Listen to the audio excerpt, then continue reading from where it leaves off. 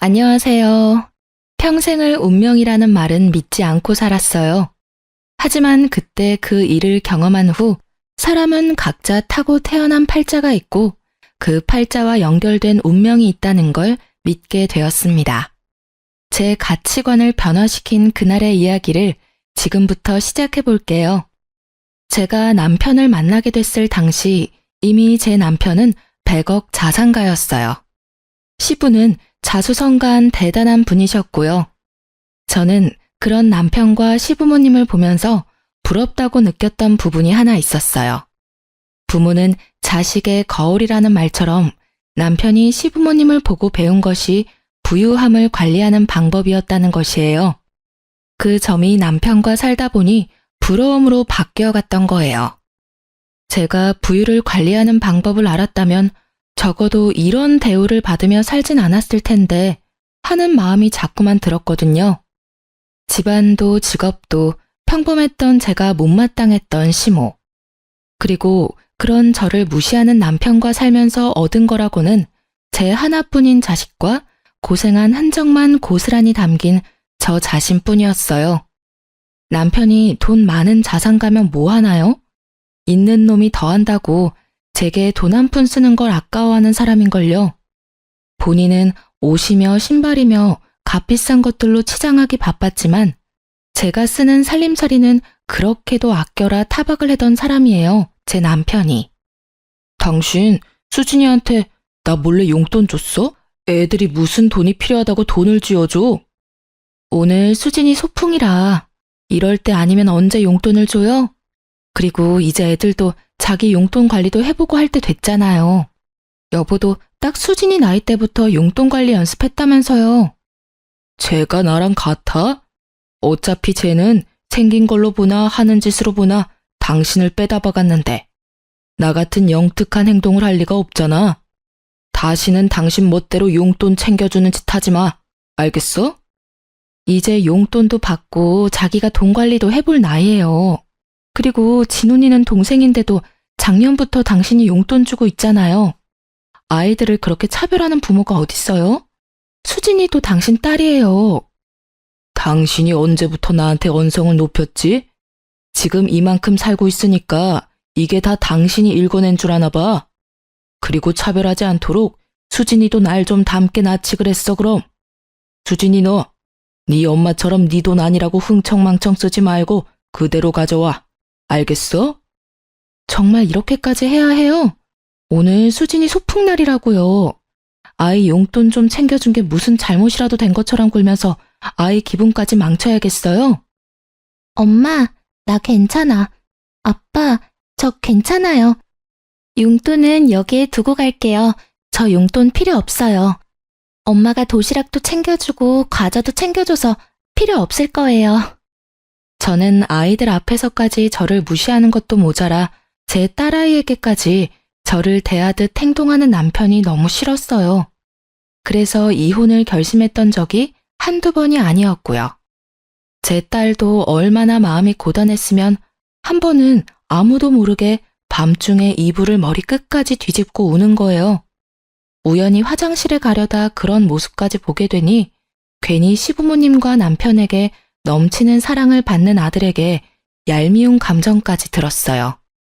네, 그러면 안 되는 거죠. 제 아들이 잘못한 건 아니니까요. 하지만 환경이 제 딸은 저의 아픈 손가락으로 만들더라고요. 그래서 딸아이에게 너무 힘들면 저와 이 집에서 나가 단둘이 지내는 건 어떻겠냐고 물었던 적이 있어요. 그런데 제 딸은 제 가슴을 미어지는 대답을 하더군요. 수진아, 엄마가 꼭 물어보고 싶은 게 있는데 솔직하게 대답해줬으면 좋겠어. 엄마랑 수진이랑 둘만 외할머니네서 지내는 건 어떨까? 엄마랑 함께면 어디든 너무 좋아. 하지만 엄마, 아빠가 미워서 그런 거라면 난 싫어요. 아무리 나를 미워하는 아빠라도 난 없는 것보다 있는 게 좋아. 내가 사랑하는 아빠잖아. 제 이혼 결심을 말린 건 이런 제 딸이었어요. 부모는 자식 보고 사는 거라는 말을 실감하며 그렇게 참고 또 참으며 살아왔습니다. 하지만 돈만 알지 남의 마음이라고는 눈꽃만큼도 헤아릴 줄 모르는 남편은 변함이 없었어요. 거기다 나중에는 저와 제 딸의 대화를 어떻게 알았는지 저에게 더 못되게 굴었어요. 이렇게 모진 남편과 살면서 주변 사람들에게 들은 말이라곤 시댁과 남편 얼굴에 먹칠하는 여자였네요. 그래도 하늘이 조금은 도왔다고 생각해요. 제가 느낀 저의 인생 시간이 빠르게 흘렀으니까요. 일이 살다 보니 어느새 우리 아들이 결혼하는 날도 오더라고요.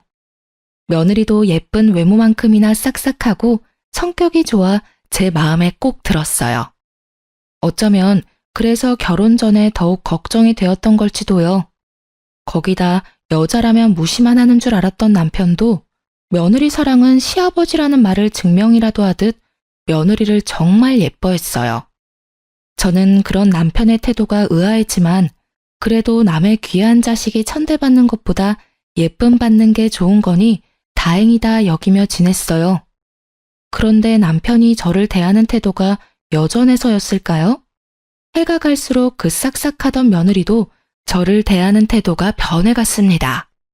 하루는 연차를 내서 쉬는 날이라며 며느리가 집에 찾아왔었어요. 아들은 바빠서 자기와 시간 보낼 틈이 없다면서요. 남편이 좋아하는 곶감을 한가득 사서 왔고 남편은 입이 귀에 걸렸더군요. 참 웃긴 게 제가 무슨 이 집 식모라도 되는 듯 며느리는 자연스럽게 그 곶감 상자를 제게 쥐어주더라고요. 거기다 자기가 제 윗사람이라도 된 것처럼 제게 고개만 살짝 까딱이며 인사를 하곤 상자만 건넨 뒤 휑하니 거실에 앉아있는 남편에게 향했어요. 아버님, 식사는 하셨어요? 저는 시댁 올 생각에 밥 먹는 것도 까먹고 나온 거 있죠. 오는 길에 가볍게 요깃거리 한 게 전부니까 아버님이랑 저녁 식사까지 하고 가도 괜찮죠? 그럼 물론이지. 아가, 오늘은 뭐 먹고픈 것 없냐? 네 시엄마가 다른 건 몰라도 그래도 음식 솜씨 하나는 봐줄만 해. 먹고 싶은 게 있으면 시엄마한테 다 말해놔라. 아버님도 참, 며느리가 돼서 어떻게 어머님께 요리해달라고 해요. 아무리 요즘은 허물없이 지내는 시어머니와 며느리가 많다고 해도 어머님께서 싫어하실지도 모르고요. 지금 네 시엄마 눈치를 보는 거냐? 네 시엄마가 나 몰래 눈치라도 주던? 이 옆에 내가 안 보는 곳에서는 내게 시집살이 시키냐? 어머님처럼 좋은 분께서 시집살이라뇨. 전혀 그런 거 아니에요. 저 먹고픈 거 생겼어요. 아버님께서 요즘 기운이 없으신 것 같으니까 어머님께 백숙 먹자고 하면 좋겠어요. 제가 말씀드리고 올게요. 며느리는 남편과 한참을 떠들더니 주방에서 곶감 정리를 막 마친 제게 왔어요. 그러고는 말투며 표정까지 싹 바꿔서는 지시하듯이 제게 말하는데 단전부터 화가 확 치밀어 올랐어요. 하지만 저는 애써 참으며 좋게 둘러 말했어요. 아니, 다그치고 싶어도 남편이 떡하니 집에 있으니 할 수 없다는 게 적절한 표현이겠네요. 며느리도 그걸 아니 제 머리 꼭대기까지 기어올랐어요. 어머님, 곶감 정리 끝나셨으면 나가서 장 좀 봐오셔야 할 것 같아요. 아버님 안색이 별로 안 좋아 보이니까 오늘 저녁에 닭 사다가 백숙 좀 해주세요. 어려운 음식도 아니니까 할 것도 없고 어머님도 좋겠네요. 그럼 우리 아들한테도 연락해서 저녁에 집으로 오라고 하렴. 오랜만에 다 같이 식사하면 되겠구나. 그런데 얘, 말투는 좀 더 예의 있게 하는 게 어떨까? 그래도 엄연히 나도 네 시부모인데 명령하듯 말하지 않았으면 좋겠구나. 아버님 앞에서는 한마디도 못하면서 주방에 돌 뿐이라고 그새를 못 참고 지적질은. 그럴 시간에 얼른 가서 장이나 봐오세요. 참, 어머님은 백숙 별로 안 좋아하시죠? 오늘은 김치에 간단히 식사하셔야겠네요. 메뉴가 마음에 안 들면 밖에서 대충 때우고 오시던가요. 저는 며느리와의 대화에 속이 들끓었지만 문제를 일으키고 싶지 않아 자리를 피하고 밖으로 나왔어요. 아들과 딸아이를 오랜만에 볼 생각만 하며 기분을 달랬죠. 그런데 안타깝게도 달래졌던 제 기분은 또다시 구렁텅이에 빠졌어요. 제 아들과 며느리의 부부관계도 전 같지 않다는 걸 알아버린 걱정만 가득 쌓인 날이 되어버렸거든요. 신혼 느낌 물씬 풍기던 전과는 달리 오랜만에 본 아들 부부는 서로 말도 잘 섞지 않았어요. 제 아들의 안색도 별로 좋지 못했고요.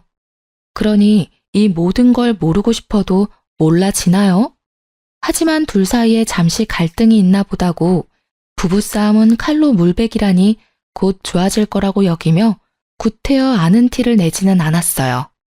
그런데 그 후로도 아들 부부의 사이는 여전히 냉랭한 듯 했어요. 꽤 오랫동안 그런 모습을 제게 보여왔거든요. 거기다 그렇게 지내는 시기가 점점 길어지고 며느리와 아들의 관계도 며느리가 저를 대하는 태도도 좋지 못하면서 막막함만 커져갔어요. 그 모든 걸 보고 느끼면서도 저는 늘 속으로만 삭히고 꾹 참으며 지내는 것 말곤 할 수 있는 게 없었어요. 그날의 일이 터지기 전까지는요. 제 아들과 저는 생일이 하루 차이가 나서 매해 생일 저녁은 함께 보냈어요. 결혼 후 분가했어도 이것만큼은 변함이 없었죠. 제 남편이 저의 생일을 챙길 리 없다는 걸 진즉부터 알고 있던 아들이 저를 배려한 것이었어요. 그 덕에 저는 매해 제 생일밥을 챙겨 먹을 수 있었던 거예요. 물론 그 생일상도 다 제 손으로 차렸지만 아들과 나를 위한 거라고 생각하니 생일 때마다 기뻤어요. 긴 세월 동안 아들의 배려가 저의 선물이었어요. 남편의 신임을 받고 있는 며느리가 아들 부부 사이에서는 실세였고 모든 것을 며느리가 원하는 대로 해왔지만 단 하나, 저의 생일날 우리와 함께 보내는 것만큼은 아들이 고집을 부렸던 거예요. 며느리는 이 부분이 연애 때부터 결혼 후에도 쭉 불만이었던 듯 했어요. 그리고 결국 이 일로 인해 문제가 생기게 되었습니다. 아들 부부는 그날도 생일 파티를 위해 우리 집으로 넘어왔어요. 미리부터 준비를 하고 있긴 했지만 그날따라 유난히 오래 걸렸고 아들 부부가 도착한 후에도 꽤 오래 저는 주방에서 저녁 준비를 하고 있었죠. 너무 당연하게도 며느리는 손 하나 까딱하지 않았어요. 그래서 아들이 며느리를 대신해 저를 도왔고요. 그날따라 아들이 왜 그랬는 줄은 모르겠지만 아마도 고생하는 저와 반대로 편히 쉬고 있는 며느리의 모습에 속이 상했을 테죠. 한참을 저를 돕던 아들이 며느리에게 향하더니 뭐라고 말했는지 급격히 며느리의 표정이 어두워졌어요. 그러고는 잔뜩 기분 나쁜 표정을 해서는 주방에 와서 제게 따져 물었고 저는 그런 며느리가 되바라진 것처럼 보였지만 좋은 날을 망치고 싶지 않았어요. 어머님, 생일 핑계로 저를 부려먹어야 속이 편하시겠어요? 솔직하게 대답해 보세요. 제가 손님처럼 앉아있으니 마음에 안 드세요? 시어머니랍시고 며느리가 차려준 생일상을 받고 싶으시냐고요. 아니, 괜찮다. 일 끝나고 왔으니 너도 힘들 테지. 아들이 도와준 덕에 거의 끝났으니 이제 슬슬 밥 먹을 준비나 하자꾸나. 다, 네 엄마도 내 도움이 필요 없다는데 왜 네가 난리야? 네가 시엄마야? 왜 네가 시집살이를 시키려고 드냐고 짜증나게. 너희 지금 내 앞에서 부부싸움이라도 할 요량인 거야? 아서라, 기분 좋은 날 그런 모습 보고 싶지 않아. 새아가, 기분 가라앉히고 쉬고 있으렴. 아들, 너도 너무 그러지 마. 엄마, 오늘은 이러면 안 되는 거잖아. 그동안 대우받고 지냈으면 감사할 줄 알고 도우려는 마음도 가져야 맞잖아. 내가 언제까지 제가 하는 꼴 같지 않은 행동을 참아야 해? 네가 말해봐. 아무리 딸 같은 며느리라도 너처럼은 안 해. 우리 아빠가 예쁘다 예쁘다 하니까 이 집에서 뭐라도 된 거 같아? 야, 생일이 무슨 유세야? 생일이면 큰 대접이라도 받아야 되냐고. 내가 왜 어머님 생일이라고 와서 주방 일을 거들어야 해? 방금 전처럼 생일인 사람끼리 생일상 차리고 자축하면 되겠네. 이렇게 모이는 것도 사실 어머님 때문 아니야? 내가 안 돕는 거 보기 싫으면 이런 자리 만들지를 마. 그만해. 내가 이런 모습 보려고 여태 식사 준비를 했니? 됐다. 음식 챙겨줄 테니까 그만 돌아가렴. 이런 상황에서 마주하고 밥을 먹는다고 한들 그게 소화가 되겠니? 그리고 아가, 아무리 서스럼이 없어도 나도 네 시모야. 너희 다툼까지 이렇게 마주하는 건 상당히 불쾌하고 불편하구나. 남이 보면 지금 네 태도가 경거망동하다고 할 수 있어. 그러니까 앞으로는 조금 더 유의하는 게 좋을 듯해. 참나, 나는 이 집에선 이방인이다 이거지? 생일을 핑계로 모자가 쌍으로 눈 부라리고 사람을 잡아? 어머님도 그러는 거 아니죠? 경거망동하다고요? 그러는 어머님은 뭐 얼마나 고상하신데요? 이 집에서 기 한 번 제대로 못 펴고 살면서 기가 막히네. 제가 며느리라고 꼴에 시엄마 노릇은 해야겠다 싶어요? 며느리는 아들과 제 말에 따박따박 받아치며 언성을 높였어요. 모자가 생일을 핑계로 자기를 잡는 말을 어찌나 크게 했는지 방에 있던 남편이 집안이 왜 이리 소란스럽냐며 주방까지 나왔고 씩씩대는 아들과 며느리를 살피더니 자초지종을 물었죠. 며느리는 이때다 싶었는지 저와 아들을 한 번씩 노려보더니 제 남편에게 찰싹 붙어서는 불쌍한 척 연기를 해댔어요. 그 모습이 어찌나 황당하던지 기가 차서 말도 안 나오더라니까요. 저와 아들에게 바락바락 소리칠 때는 쌈딱이 따로 없더니 남편이 나오기가 무섭게 가련한 척은 다 하는데 배우였으면 상을 타도 여러 번 탔겠다 싶을 정도였어요. 눈물까지 훔치며 자기가 당해낼 재간이 없다고 하소연하는데 불려우도 그런 여우가 없다는 생각에 소름이 끼쳤어요. 아버님, 제가 뭘 그렇게 잘못했다고 이러는지. 남편도 어머님도 일 끝나고 와서 조금 숨 돌리는 저더러 주방 일을 돕지 않는다며 역정을 부리니 제가 속수무책으로 당하는 수밖에 없는 거 아닌가요? 이게 다 무슨 소리야? 당신 새아가 시집살이라도 시키려고 들었어? 당신 생일이라고 일 끝나고 온 힘든 애를 부려먹었냐고. 생일이 뭐 대수라고 어린 자식들까지 죄다 불러 모아서 이 사다를 내? 어른이면 어른다운 태도를 갖춰야지 그 나이 먹도록 싸구려 같은 행동을 못 고쳐? 아버지, 엄마한테 말하는 투 좀 조심하세요. 엄마가 저희를 부른 게 아니라 제가 함께 보내고 싶어서 아내와 함께 온 거죠. 언제까지 엄마를 그렇게 무시하실 거예요? 그리고 아무리 제 아내라도 잘못된 건 바로 잡아야죠. 아버지께서 매번 이런 식으로 제 아내를 감싸니 못된 행동을 해놓고도 기고만장한 거잖아요. 오죽하면 제가 나서서 엄마를 도와요. 오죽하면. 시끄럽다. 어디 자식이 부모를 가르치려 들어? 네 엄마라고 편드는 꼴이라니. 그리고 사내 자식이 여자애처럼 주방에나 들락거려? 당신 도대체 애 교육을 어떻게 시켰기에 자기 위치도 몰라? 으휴, 엄마가 그 모양이니 아들이라고 있는 것도 멍청하지. 우리 새아가 기분이 상해서 어떡하나? 저 답답한 인간들은 두고 우리끼리 나가서 외식이라도 하는 거 어떠냐? 어서 가자. 우리 새아가 배도 고플 텐데 지체할 시간 없다. 어서 가자꾸나. 남편은 며느리의 기분을 망친 우리는 알아서 하라며 며느리만 데리고 외식을 갔어요. 며느리는 자기가 이겼다는 듯 웃음 띤 얼굴로 저와 아들을 보고 웃더군요. 그 모습에 처음으로 이가 바득바득 갈리더라고요. 아들은 제게 생일날을 망쳐 미안하다고 사과하는데 저는 그런 아들에게 이렇게 만들길 잘했다고 했네요. 앞으로는 참고만 있진 않겠다고 우리끼리라도 생일 파티를 하자고 아들을 다독였어요. 그렇게 저희가 식사를 마친 뒤 뒷정리를 하고 있는데 남편과 며느리가 고기 냄새를 풀풀 풍기며 들어왔어요. 그 냄새만 맡아도 어찌나 화가 나는지.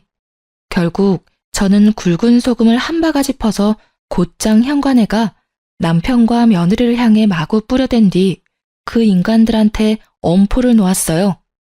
이 사리분별도 못하는 인간아.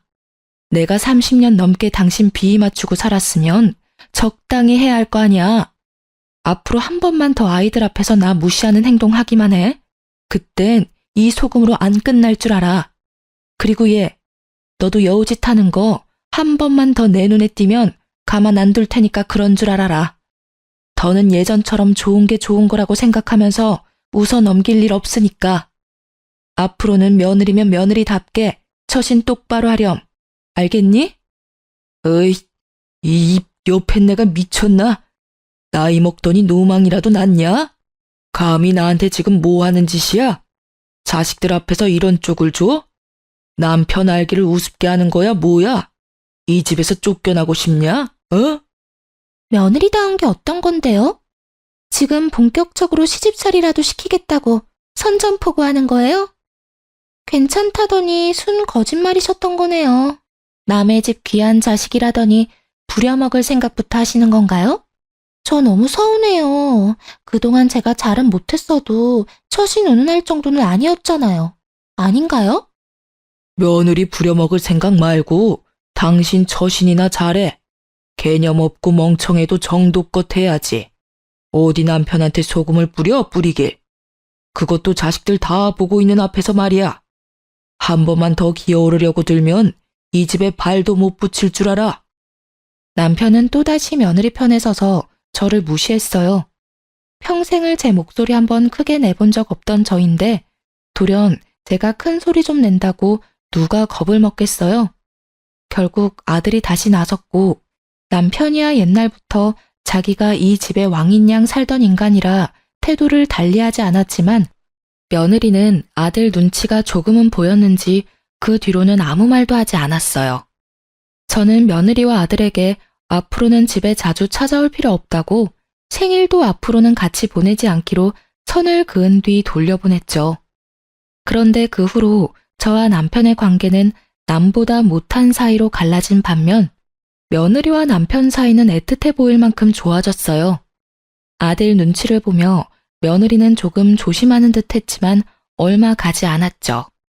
되려 남편이 며느리 길을 살려주느라 저를 홀대한 탓에 며느리는 전보다 더 자주 우리 집에 찾아왔고 나중에는 며느리가 제 머리 꼭대기에 앉아 마치 자기가 제 시모라도 된 듯 집안을 휘두르려고 했습니다. 그래서 저는 며느리가 집에만 찾아오면 밖으로 나가버렸어요. 한 공간에 있으면 제가 며느리에게 쓴소리 좀 할라치면 남편이 저를 쥐잡듯이 잡는 통에 되려 며느리만 더 기고만장해졌거든요. 그런 꼴을 계속 마주하느니 제가 그 자리를 피하기로 한 거예요. 그렇게 지내던 어느 날 며느리가 제게 전화를 해왔어요. 아주 살가운 목소리로 말하는데 어찌나 당혹스럽던지. 네가 내게 어쩐 일로 전화를 다 했니? 안부 연락을 한 번 안 하면서 말이야. 어머님도 참. 대신 제가 자주 찾아뵙잖아요. 오늘 연락드린 건 요즘 남편이 일이 고단한지 힘이 없어서요. 제가 요리하는 음식은 먹는 둥 마는 둥이라 걱정이 되네요. 어머님께서 남편 좋아하는 음식 몇 가지만 좀 해주시면 안 될까요? 하시는 김에 잡채랑 이것저것 챙겨주시면 더 좋고요. 죄송해요. 제가 요리 솜씨가 없어서 많이 부족해요. 제 아들이 힘이 없다는데 그 말을 듣고 싫다고 할 부모가 있을까요? 며느리 입으로 들어가는 거라면 나 몰라라 하겠지만 제 아들을 위한 거니 저는 통화를 마치자마자 한가득 장을 봐 음식을 했어요. 그리고 다음날 저는 만들 찬들을 챙겨 며느리 집으로 향했어요. 며느리가 전날 통화 당시 둘 다 일 때문에 바빠 낮에 집에 없으니 문을 열고 들어가라고 도어락 암호까지 친히 알려줬거든요. 며느리가 급히 할 필요 없으니 주말 전까지만 가져다 주라던 말을 간과하고 급하게 준비했던 제 탓이었을까요? 아무도 없을 줄 알았던 아들 부분의 집에서 심장이 다 벌렁거릴 장면을 목격하고 말았습니다. 현관을 열고 들어서는데 신발장에 여자와 남자 신발이 아무렇게나 놓여있기에 처음에는 아들 부부가 바빠서 미처 신발 정리를 못했다고 생각했어요. 그런데 안으로 들어서자 화장실 앞에 옷가지들이 널브러져 있는 겁니다. 거기다 화장실 안에 있는 여자와 남자의 목소리가 밖으로 새어나왔죠. 저는 아들 부부가 휴가를 냈나 싶었어요. 아들과 며느리 사이가 다시 좋아졌나 싶어 혹시나 오붓한 시간을 방해라도 하게 될까봐 얼른 반찬만 냉장고에 넣어주고 가려고 빠르게 움직였어요. 그런데 간간이 들리는 남자의 목소리가 낯설게만 느껴지는 거예요. 쎄한 기분을 감출 길이 없어 혹시나 하는 마음에 아들이 받지 못하는 상황이라고 생각을 하면서도 작은 방에 들어가 아들 번호로 전화를 걸었어요. 하지만 신호가 얼마 가지 않아 아들이 전화를 받는 거 아니겠어요? 심지어 아들네 집에서 전화벨도 울리지 않았고요.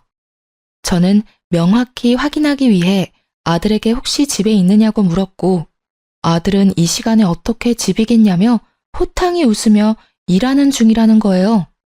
그때부터 제 손은 바들바들 떨려왔어요. 아들에게는 구태여 내색하지 않고 알겠다고 말한 뒤 전화를 끊었는데, 그때 화장실 문이 벌컥 열리더니 안에 있던 여자와 남자가 나와 안방으로 들어가는 소리가 들렸어요. 사람이 참 이상하죠?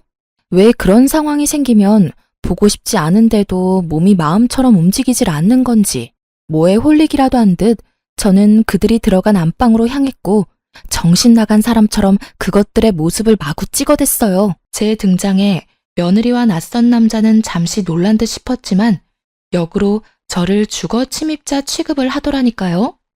저는 며느리의 뻔뻔함에 눈이 뒤집혀 머리채를 잡고 난리를 쳤어요. 내 아들 걱정하는 척은 다 하더니 감히 내 아들 집에 낯선 인간을 집에 들여? 네가 이러고도 인간이냐? 인간이냐고. 내 남편 앞에서 쇼할 때 알아봤어야 했는데 이 불려시 같은 게 감히 외간 남자랑 바람을 펴? 이 버러지만도 못한 거사. 당장 이 집에서 나가라고. 이거 안 나요? 놓으라고. 내가 바람을 피든 말든 당신이 무슨 상관이야? 여긴 내 집이기도 하거든? 그런데 내가 왜 나가야 하는데? 당신이나 나가. 이거 놓고 당장 나가요? 이 뻔뻔한 계집애가 넌 오늘 볼장 다 본 줄 알아? 이런 행실을 걸려놓고도 네가 무사할 줄 알아? 어머님이 뭘 어쩔 수 있는데요? 힘도 없으면서 나서봤자 뭐가 바뀔 줄 알아요? 그냥 서로 못 본 척하고 지내요. 어머님께서 아무리 난리쳐도 아무한테도 안 먹힌다는 거 몰라요? 아버님이 어머님 말을 믿을 것 같아요? 제 말 몇 마디면 끝일 거 서로 힘 빼지 말자고요. 저는 뻔뻔한 며느리의 언행에 곧장 아들에게 연락해 당장 집으로 오라고 소리쳤어요. 며느리는 서로 못 본 척 지내자는 말을 귓등으로도 듣지 않고 아들에게 연락한 게 화가 났던 건지 갑자기 제게 마구 손을 댔습니다. 그렇게 저와 며느리는 육탄전을 벌이게 되었고 낯선 남자는 그 틈을 타 불이 나게 도망을 갔어요. 그렇게 30분쯤 흘렀을까요? 제 아들이 도착했고 저는 며느리의 외도 사실을 털어놓고 제가 찍은 사진들까지 아들에게 보여주면서 당장 이 집에서 며느리를 내쫓으라고 노발대발을 했어요. 이게 다 무슨 말이야? 이 사진 속 남자는 도대체 누군데? 진짜 바람이라도 폈다는 거야? 당신이 말해봐. 엄마 말이 다 사실이야? 저것이 말을 하고 말고가 뭐가 중요해. 내가 둘이 엉켜있는 걸 두 눈으로 봤고 저것이 나더러 못 본 척하고 지내자는 말까지 했어. 그럼 인정한 거나 다름없는 거지. 어머님, 제발 좀 말 보태지 마세요. 가정 파탄 내는 게 목적인 게 아니시라면요. 댁으로 돌아가세요. 제가 남편과 직접 이야기할 테니까 이 일 키우지 마시라고요. 당신이야말로 수작 부리지 말고 이 사진 속 여자가 진짜 네가 맞는지만 대답해. 이 집에 다른 남자 끌어들인 게 사실이냐고. 진짜 이 모자가 끝까지 배려라고는 없네. 그래, 내가 다른 남자 끌어들였고 그걸 어머님이 봤어. 됐니? 그 사진 속 여자는 내가 맞고 남자는 내가 요즘 만나는 사람이야. 당신과 내가 부부이긴 하니? 우리가 살맛대고 안 지낸 지 몇 년이야. 그런데 어떤 여자가 바람이 안 나니? 내가 바람이 난 건 다 당신 때문이라고. 어떤 이유에서든 바람은 용납되지 못해. 넌 정말 사람도 아니다. 나가. 당장 내 아들 집에서 나가라고. 다시는 이 집에 얼씬도 하지 마라. 며느리는 제게 자기 가정을 파탄낸 파탄자라는 욕설을 뱉고는 집을 나갔어요. 그날 이후 제 아들은 한참을 힘들어했어요. 아들은 괜찮다고 하지만 제 아들이 힘들어하는 모습을 보고 있자니 제가 큰 잘못이라도 한 것만 같았어요.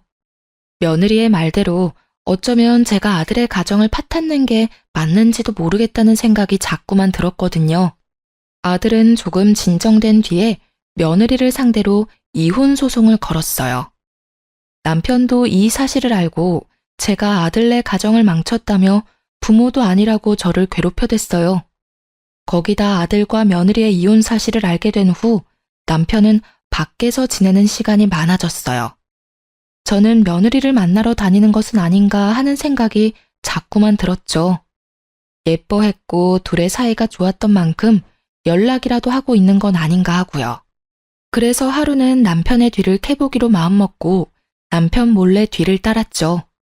그리고 곧 남편이 밖에서 만나던 사람이 누군지 확인하는 순간 저는 뒤로 까무러칠 뻔했습니다. 남편이 며느리의 불륜남과 며느리까지 끼고 셋이서 무슨 가족이라도 된 듯 하하호호 웃으며 식사를 하고 있는 거 아니겠어요?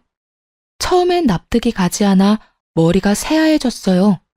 하지만 곧 정신을 차리고 저는 그 자리에 쳐들어갔고 남편은 저를 보고 기함했어요. 당신 여기서 지금 저것들이랑 뭐해? 설마 며느리가 바람피고 있다는 사실을 알면서도 모른 척 지냈던 거야? 당신이 도대체 왜 내 아들을 상처 준 저것들이랑 같이 밥을 먹고 있는 건데? 당신이 여긴 어떻게 알고 왔어? 일단 여기서 이럴 게 아니라 집에 가서 얘기해. 내가 자초지종을 다 설명할 테니까. 가긴 어딜 가. 당신 머리가 어떻게 된 거 아니야? 아무리 며느리가 예쁘다고 해도 네 자식 상처 준 쓰레기 같은 것이랑 웃으며 밥을 먹어? 그것도 불륜남이랑 같이? 여기서 딱 말해. 어떻게 된 건지 저것들 앞에서 말하라고. 내가 무슨 말을 해도 아무도 안 믿을 거라고 자신 있게 말하더니 다 이런 이유 때문이었구나. 믿는 구석이 당신이었던 거야. 그렇지? 노망이 나도 단단히 났네, 이 인간이. 당신 무슨 말을 하는 거야? 여기서 소란 피우지 말고 집에 가서 말하자고. 빨리 따라와. 남편은 저를 끌고 집으로 향했어요. 제가 아무리 몸부림을 쳐도 남편은 까딱도 하지 않았죠. 집에 도착해서야 남편은 제 손을 놔주었어요. 저는 남편에게 이제 당신이 원하는 대로 집에 왔으니 한 톨의 거짓 없이 다 털어놓으라고 소리쳤어요. 며느리와 도대체 무슨 관계라도 되느냐고, 왜 그것들이랑 같이 있었던 거냐고 추궁했죠. 남편은 머리를 굴리기라도 하는지 입을 옴싹거릴 뿐 말을 뱉지는 않았어요. 그러기를 10분. 저는 더는 기다려줄 수 없어 며느리에게 자초지종을 물으러 가야 말을 할 거냐고 다그쳤어요. 그리고 그 순간 쫓아냈던 며느리가 집으로 들이닥쳤고 우리 집안은 며느리의 등장으로 풍비박산이 났습니다. 저는 며느리에게 무슨 낯짝으로 우리 집에 발을 들이냐고 난리를 쳤지만 며느리는 아랑곳하지 않고 집으로 들어왔어요. 그런데 남편의 태도가 이해할 수 없었어요. 밖에서는 그렇게 웃고 떠들며 며느리를 대하던 남편이 갑자기 며느리에게 왜 왔느냐고 당장 돌아가라고 하는 겁니다. 하지만 며느리는 시아버지의 말도 무시한 채 미친 사람처럼 웃어 제끼는 거예요. 그러더니 제 어깨를 잡으며 이렇게 말했어요. 어머님, 지금 당장 제게 머리 조아리고 절이라도 박으세요. 갑자기 쳐들어와서는 지금 무슨 말을 하는 거야? 내가 왜 내게 절을 해? 미쳤니? 이제는 너랑 엮이는 거라면 다 징글징글하다. 이게 다 무슨 악연이니? 제발 내 눈앞에서 사라져. 너 같은 인간 말종이랑은 한순간도 마주하고 싶지 않으니까. 제발 좀 눈에 띄지 말란 말이야. 어머님, 말 가려 하세요. 제 생각에는 어머님께 제가 은인일걸요? 제가 재미있는 사실을 알려드리려고 친히 걸음했거든요. 어머님, 저랑 바람난 그 남자가 아버님의 친자식이라면 어떨까요? 어머님께서 말씀하신 용납이 안 된다던 그 짓을 아주 오래도록 아버님께서 하셨네요. 제 덕에 지금 어머님도 저처럼 이혼하게 생겼고, 제가 이 지옥 같은 집에서 벗어날 이혼 사유 만들어드렸으니 저한테 절이라도 하셔야 하는 거 아닌가요? 이혼 축하드려요, 어머님. 그게 다 무슨... 여보, 지금 저것이 뭐라고 하는 거예요? 며느리랑 바람피던 불륜남이 왜 당신 친자식이야? 이게 다 무슨 상황인 거냐고? 이렇게 상황 파악을 못 하셔서야 알려드린 재미가 없네. 당신 남편이 당신이랑 결혼하고도 외간 여자랑 바람을 피웠고 그 여자랑 당신 남편 사이에 아이가 생겨서 낳았고요. 당신이 얼마 전 아들 집에서 본 그 외간 남자가 아버님의 친아들이야. 쉽게 말하면 내 남편의 배다른 형제이자 당신의 하나뿐인 아들의 배다른 형제. 알고 보니 남편은 저와 결혼 후 얼마 되지 않아 바람이 났고 그 관계를 꽤 오래 유지하면서 임신까지 시켰던 것이었어요. 그렇게 남편은 긴 세월 동안 두 집 살림을 했던 거예요. 며느리와 바람이 난 그 남자가 남편과 불륜녀 사이에서 태어난 아이였고요. 남편이 며느리가 너무 마음에 들어 제 아들에게는 과분하다 여겨 배다른 자기 자식에게 친히 소개를 시켜 관계가 발전했던 거예요. 남편은 며느리의 말을 믿지 말라며 절대 아니라고 잡아댔지만 며느리와 함께 왔던 건지 배다른 아들이란 사람이 타이밍 좋게 우리 집 배를 울렸어요. 남편의 배다른 아들은 이미 남편과 친자검사까지 마친 상태였고 결과지까지 가지고 와 남편의 친아들임을 입증해 며느리의 말에 힘을 실었죠. 그런데 이 사실만큼이나 놀라웠던 사실이 또 있었어요. 이 모든 게 그 배다른 아들의 복수였다는 겁니다. 알고 보니 남편과 바람 폈던 불륜녀는 몇 년 전 건강 악화로 세상을 떠났는데 그때 장례식장에 얼굴 한 번을 비추지 않았던 남편에게 복수를 다짐했다고 말이죠. 아파서 불륜녀가 병원 생활을 오래 했는데 그때도 찾아온 적 없고 그저 돈으로만 해결을 했던 거예요. 그 모든 걸 보며 지내온 남편의 배다른 아들은 자기 가정이 무너졌지만 여전히 가정을 이루고 잘 살고 있는 제 남편을 무너뜨릴 계획을 세웠던 거예요. 떵떵거리고 사는 남편의 말년만은 꼭 망가뜨리겠다는 마음만 가지고 버티면서요. 그런데 때마침 남편이 며느리를 소개해줬고 그때를 기회로 삼아 복수의 계획을 세웠어요.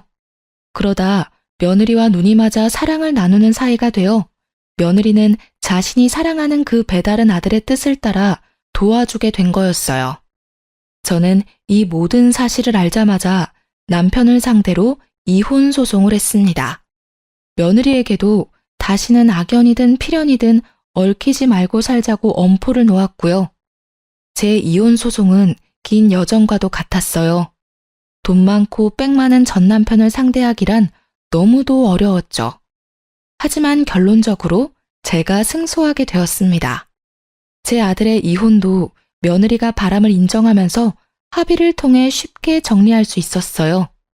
전 남편은 제게 자기 재산을 나누는 것이 아까워 어떻게든 한 푼이라도 안 주려고 기를 썼어요. 그러나 전 남편으로 인한 이혼 사유 덕에 전 남편의 바람은 물거품이 되어 재산은 물론 위자료까지 모두 챙길 수 있었네요. 저는 이혼 후 아이들과 살림을 합쳐 함께 지내기 시작했어요. 늦은 나이긴 해도 사회생활도 시작해 나만을 위한 시간을 보내고 있었죠. 그러던 어느 날 전 남편이 남루한 행색으로 찾아왔어요. 처음엔 너무 볼품없는 차림이라 전 남편인 줄 모르고 수상한 사람이라고 오해해 신고까지 했어요.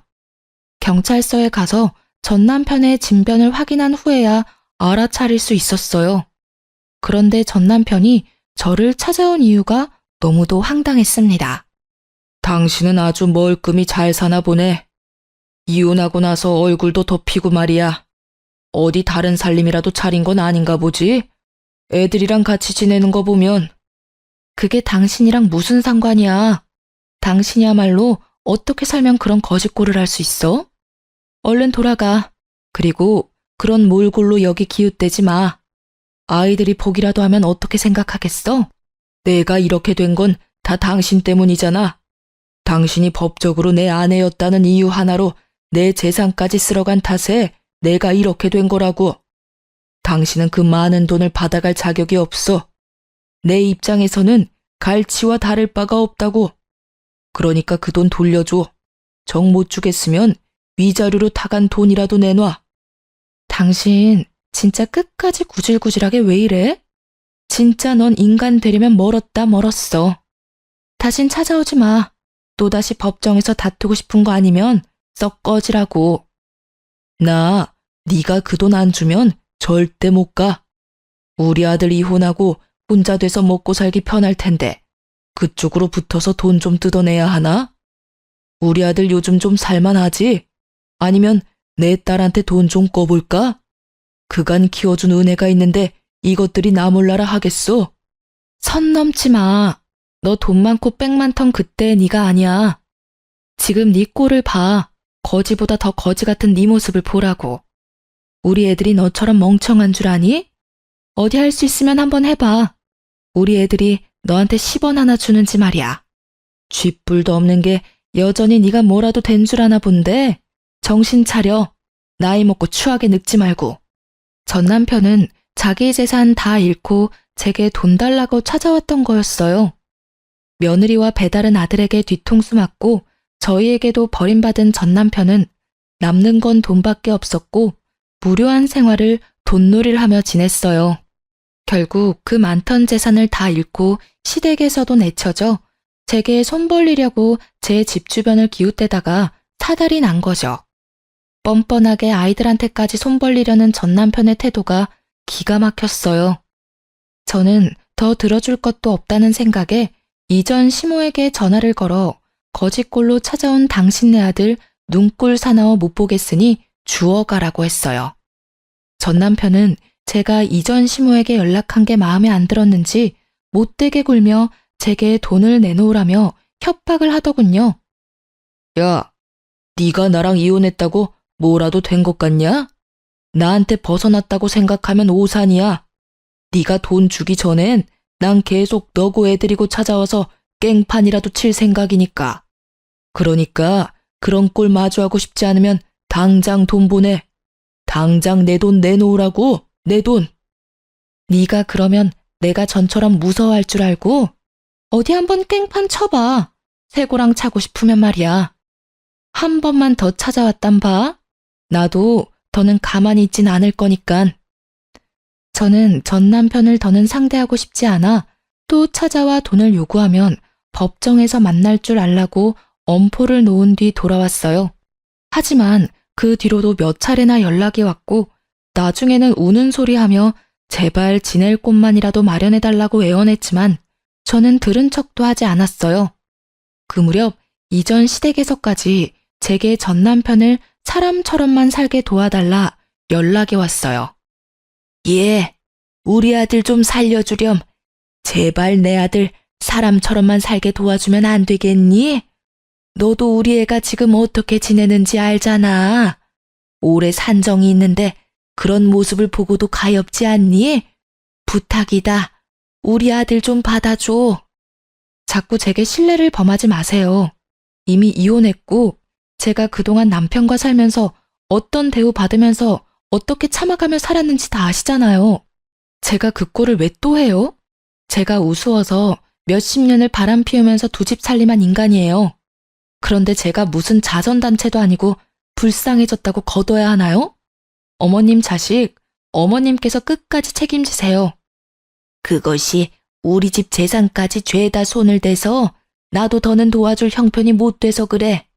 그리고 다 늙어서 저렇게 망한 채로 살 수는 없잖니. 내가 다 미안하다.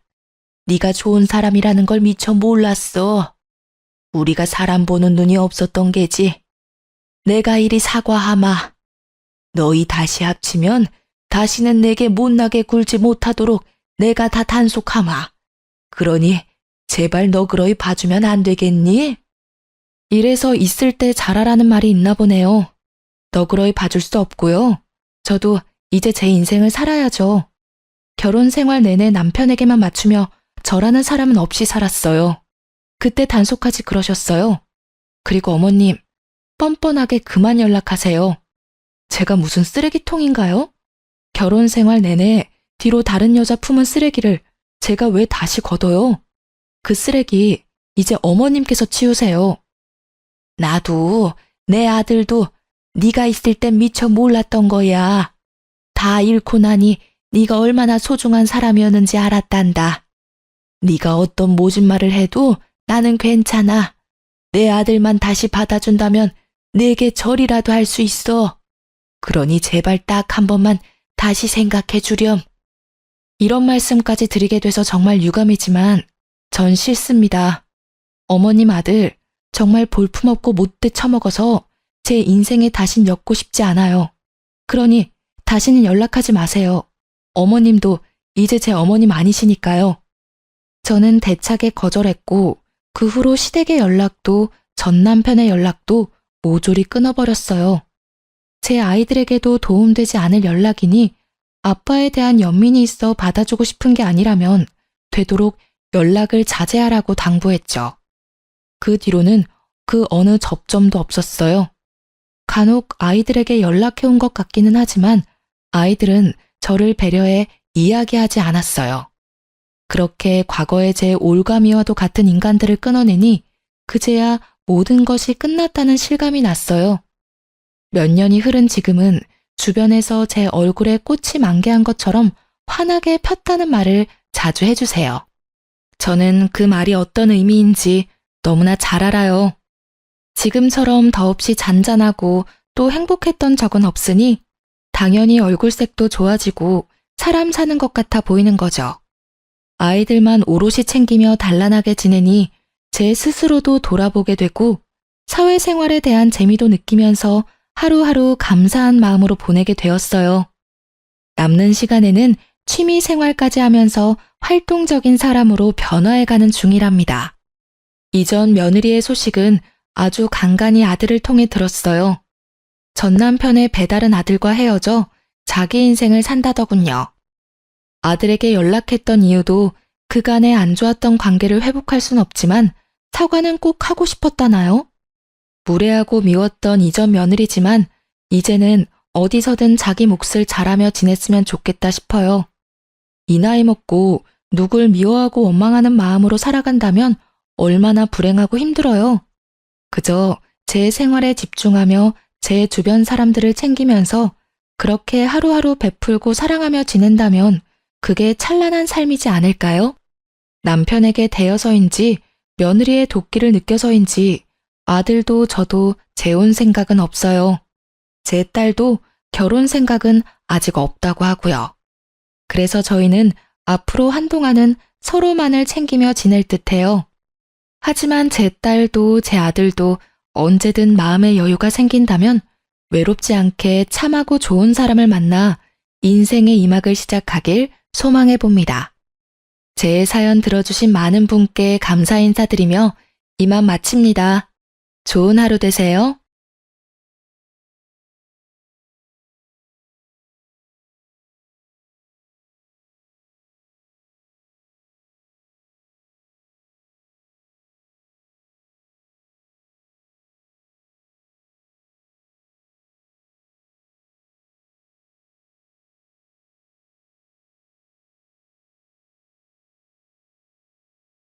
안녕하세요.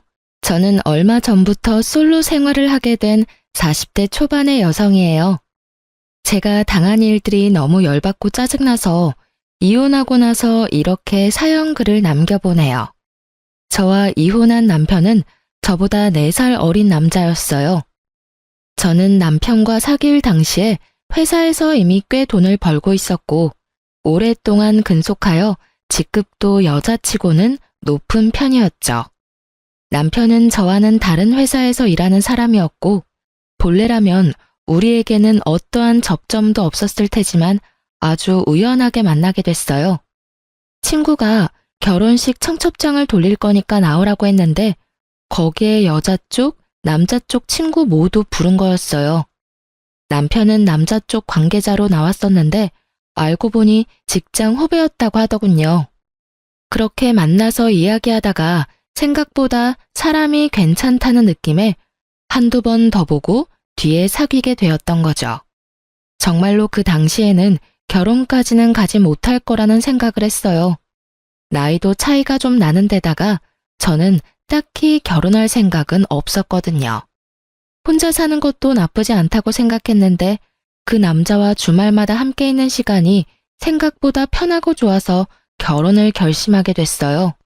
물론 청혼은 남편이 먼저 했고요.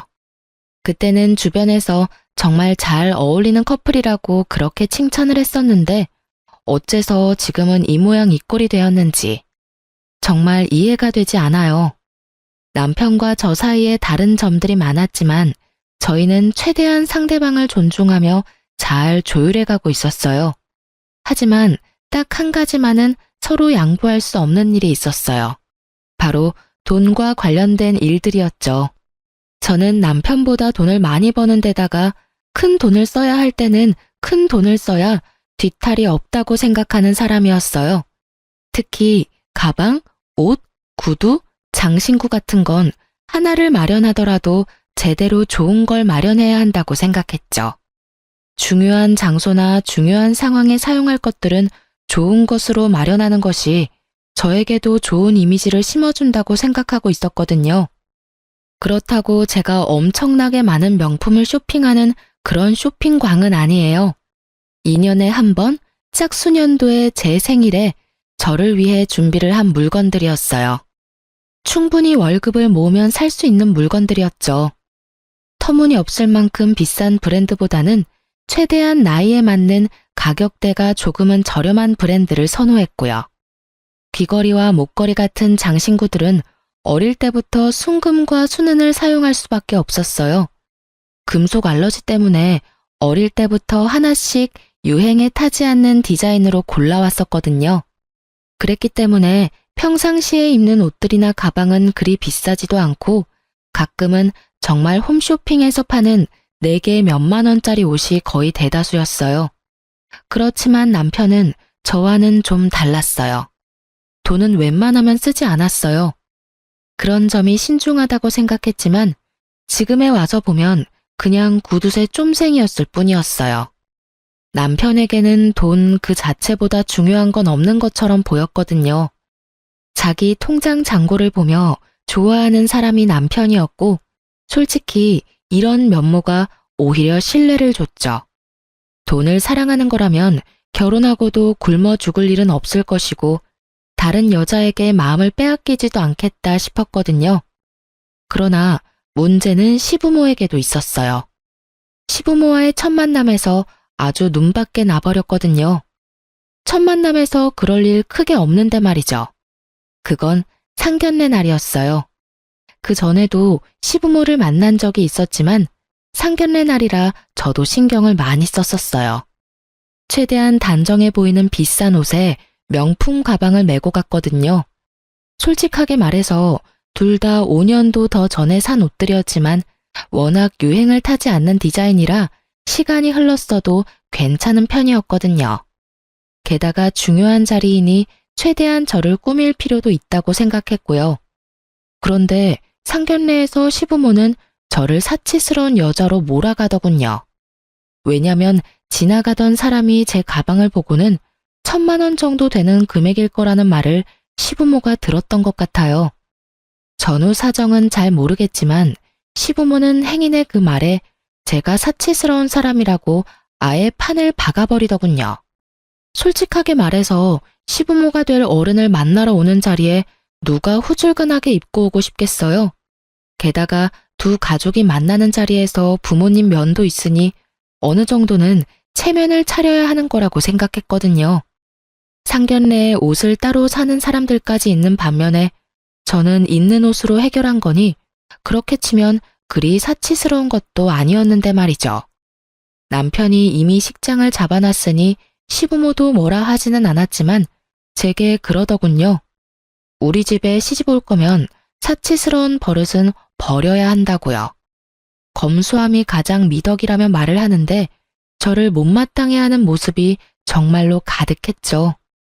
정말 웃기게도 그 당시에는 아무 생각도 없이 네 하고 대답했어요. 제가 사치스러운 버릇을 가지고 있다고 생각지 않았으니까요. 그런데 적은 시부모만이 아니었죠. 남편도 결혼을 하고 나니 제가 조금이라도 비싼 물건을 사면 제발 아끼면서 살라며 난리를 치더라고요. 그러다가 그 일이 터져버렸죠. 시댁 친척 결혼식 날이 일주일 앞으로 다가온 날, 제가 휴대폰으로 원피스를 구경하고 있었어요.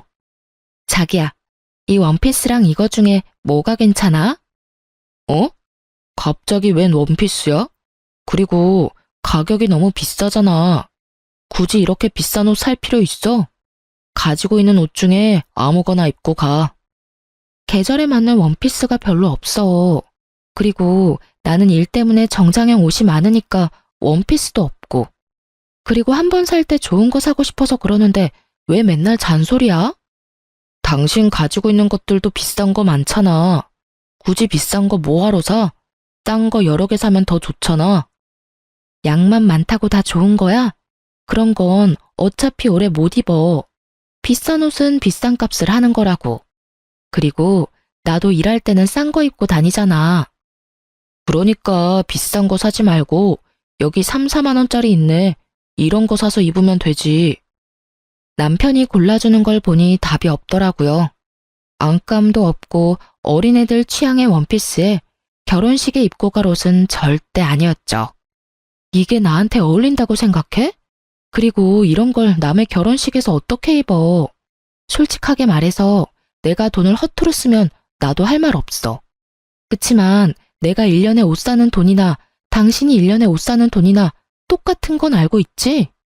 당신은 싼 걸 100벌 사고 나는 비싼 걸 5벌 살 뿐이야. 그런 나한테 매번 사치스럽다고 검소하게 굴라는 건 좀 어이없는 일 아냐? 솔직히 당신이 비싼 물건이 많은 건 사실이잖아. 이러니 엄마도 매번 걱정하는 거고. 그렇다고 내가 당신한테 돈을 더 달라고 했어? 아니면 당신한테 돈을 빌린 적이 있어? 그런 적도 없는데 왜 내가 당신한테 그런 잔소리를 들어야 하냐고. 그리고 내가 돈 모아놓은 게 당신이 모아놓은 거보다 훨씬 많아. 그런데 왜 내가 과소비하는 것처럼 말하는데? 이거 봐. 본인이 잘못한 것도 모르고 고칠 생각도 안 하네. 이러니까 우리 엄마가 당신한테 매번 그러는 거라고. 선 넘지 마. 내가 뭘 잘못했는데? 비싼 거 사면 다 죄인이야? 내가 다른 사람 20벌 살 거 한 벌만 사겠다는 게 그렇게 욕먹을 짓이야? 눈이 있으면 옷장을 봐. 거기에 내 옷보다 당신 옷이 훨씬 많은 건 몰라서 그래? 가격만 저렴한 옷이 수백 벌 있는 당신한테 내가 왜 그런 소리 들어야 하는데? 그리고 어머님 운운하는 것도 웃겨. 어머님도 얼마 전에 결혼식 가신다고 가방 하나 마련하지 않았어? 그것도 당신 때문이잖아. 당신이 비싼 거 들고 있으니 어머님이 비교되는 것 같다고 하시잖아. 그러게 왜 사람들을 그런 식으로 만들어? 그게 내 잘못이니? 그리고 그래서 내가 신혼여행 돌아오면서 명품백 어머님한테 사드리자고 했을 때 당신이 반대했잖아. 그때 사드렸으면 그런 말 듣지도 않았겠지. 결국 제 말에 대꾸할 말이 없었는지 남편 놈이 모르겠으니까 알아서 하라며 나가더군요. 저도 열이 받을 대로 받았어요. 제가 뭘 잘못했어요? 남들이 싼 걸로 여러 개 살 때 모아두고 아껴뒀다가 비싼 거 하나 사는데 그게 왜 남들한테 욕먹을 짓이 된 건지. 그렇게 친척 결혼식 날이 오고 저는 남편과 따로 이동하기로 했어요. 제가 가야 할 곳이 있다고 하고 남편을 먼저 보낸 거죠. 그리고 저는 남편이 제게 추천한 저에게는 맞지도 않은 원피스에 단화를 신고 명품백 대신에 에코백을 메고 결혼식장에 도착했어요. 결혼식장에 들어서니 다들 안 보는 척 보고 있더군요. 시부모와 남편이 눈에 보여 아는 척하며 다가갔더니 시부모가 환한 얼굴로 저한테 그러더군요. 너 이게 무슨 꼴이야? 이러고 남의 결혼식장에 와? 안감도 없어서 훤히 비치는데. 어머님, 이 원피스는 남편이 골라준 3만 원짜리 원피스예요. 비싼 거 절대 사지 말라고 화를 내면서 이걸 골라주더라고요. 남편 의견대로 입고 왔는데 어디 이상한가요? 그리고 어머님도 항상 저한테 비싼 거 가지고 다닌다고 뭐라고 하시잖아요. 그래서 최대한 검소하게 입고 온 건데. 아무리 검소해도 때와 장소가 있는 법인데 너 정말로 며느라기한테 저 옷 입으라고 했어? 아니, 잠깐 싸우다가 제일 싼 옷이 있길래 이야기한 것뿐이에요. 설마 제가 일부러 그랬겠어요? 그렇게 별로야? 평소에는 그렇게 비싼 거 입지 말라더니 이런 거 입고 오니 아예 옆에 있기 싫어? 당신 원하는 대로 해줬는데 왜 싫을까? 그렇게 말하자 남편이 한숨만 푹푹 쉬더군요. 제가 왜 친지 가족들 모이는 자리에서 비싼 걸 입는데요? 남편 체면 세워주려는 것도 모르고 사람을 그렇게 구박하다니. 후줄근하게 입은 제 모습에 아예 곁으로도 안 오려고 하면서 매번 검소 타령은 왜 하는 거냐고요.